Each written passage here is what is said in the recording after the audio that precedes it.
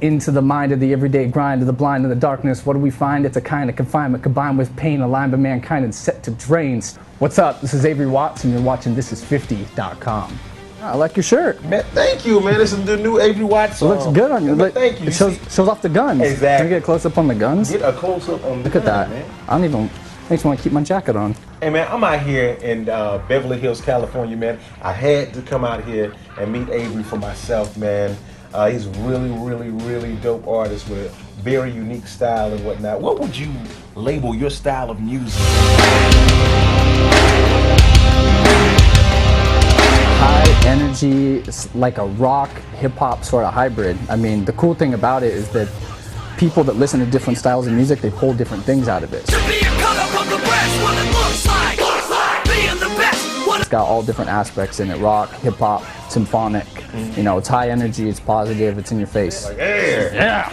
hey, you're gonna listen to me, and you're gonna love it, goddammit. So, like, you're really hands-on with your whole operation as far as the independent aspect of it, and on top of that, even with your music, the talent and everything, you play like damn near every instrument. What all instruments you play, man? Oh, I mean, I probably play like about a dozen instruments. A dozen? Yeah, guitar, bass, drums, keyboards, vocals, you know, variations of percussion, programming, sequencing, you know, pretty much everything except for I don't play any brass instruments. I don't play like saxophone or something like that. All right, that might be something cool to pick up. I don't play a lot of the orchestral instruments and stuff like that, like cello and stuff. That's why I have guys play with me. When I play live, I've got a live string section, and you know, those guys are crazy, so I leave it up to them. But I write all the stuff. So what inspires you, Avery?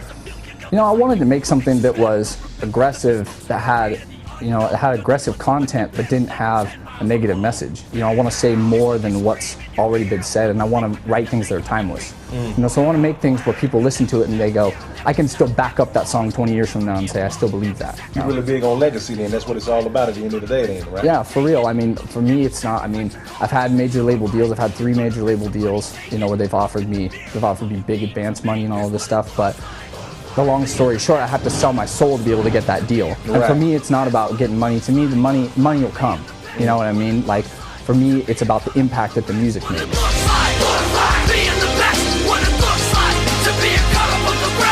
It's something I want people to be able to have something in their lives that changes their lives.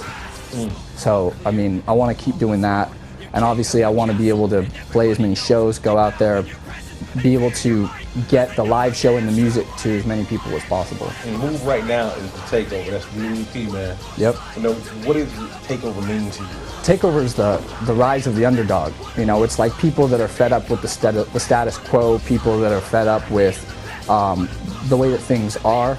You know, when you see, I've known a lot of people that deserve to be in positions of power or to be recognized than the people that are in power and are being recognized. So it's kind of the rise of the common man. It speaks to every person that says, hey, it's my time, I'm gonna stand up, I'm gonna let my voice be heard, you know, and together we're gonna do this. Stuck in a 9-to-5 to stay alive, living in a dive to barely survive the whole time. You try to get ahead just to get a little piece before you get dead. Enough said, since your very birth, since your first breath on earth, it seems that life has been preordained. The order that it goes in, I'll explain. If you want me to explain, go look it up, iTunes. iTunes? Enough, Avery Watts. Where are you from, man?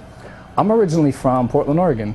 I'm from the Pacific Northwest. I've been down here in LA for about 7 years now. What's been the highlight of your journey, Avery? Highlight? Because you gotten a lot of accolades and awards, man. The biggest shows that I've played so far have been in my hometown, and that's cool because I've gotten a lot of love from my hometown as far as, it's kind of like hometown boy does good. You know, I came back, you know, the first time I came back, I lived down here, and I came back and I played, opened up for Leonard Skinner at the Portland Memorial Coliseum. And that was a big deal because, you know, that was in front of I don't know how many tens of thousands of people. And, you know, Portland Memorial Coliseum, that's legendary for me because I've been a Trailblazer fan for so long. Then I left, then I came back, I got to play the Rose Garden Arena, which is the bigger one that they built after the fact, which is where they do all the sporting events and stuff now. And that was about 22 or 23,000 people. And I got to play the halftime show at the Trailblazers Suns game. And they told us it was only the second time in history in the Rose Garden that they had someone play halftime besides Earth, Wind and Fire. Wow. So, and that's a big difference to be able to have people, you know, see Earth, Wind and Fire and then see Avery Watts, some, you know, maniac like headbanging with 8 guys and guitars and drums and string section and all that. So that was really cool. So how the ladies treating you though, Avery, man? In the rock world, what's the rock and roll groupies like, man? I wouldn't know.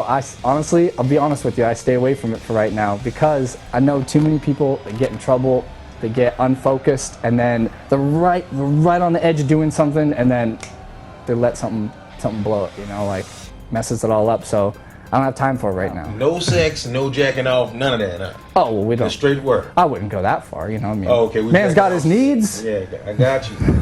Just keep it handy. Yeah, but as far as like, you know, I've done like, you know, I'll do like casual dating stuff every once in a while, but you know, nothing, I don't want to get involved with anybody, get anything serious, do any of that, because I want to be able to go when I have to go. You do a really good job of managing your whole situation, man. You're a really, really shrewd businessman. You're on top of your stuff, man. Why is it really important for you, and how did you get involved in your business, dog? How did you get involved in that? Like, you know what I'm saying? Say, hey, look here.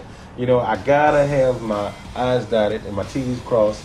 You know what I'm saying? This is how it's gotta be before, you know, we go out here and, you know, start singing, dancing, and shaking that ass.